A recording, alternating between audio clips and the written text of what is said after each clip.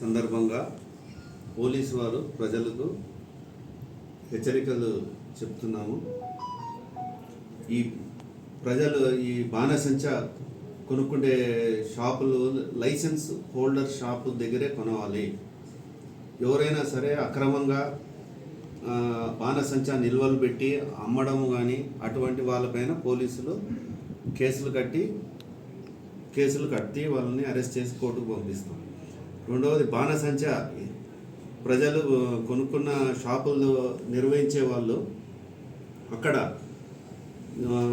ఈ అగ్ని ప్రమాదాలు జరగకుండా చర్యలు తీసుకోవాల్సిన అవసరం ఉంటాయి. అక్కడే పిల్లలతో కాల్పించి బాణసంచ అమ్మే చోటే కాల్పిస్తే అక్కడ ప్రమాదాలు జరిగే అవకాశం ఉన్నాయి. కాబట్టి అక్కడ డ్రమ్ములతో నీళ్లు పెట్టుకోవాలి. రెండవది తహసీల్దార్ గారి లైసెన్స్ తెచ్చుకున్న వాళ్ళు నిర్ణయించే స్థలంలోనే ఇవన్నీ అమ్ముకోవాలి.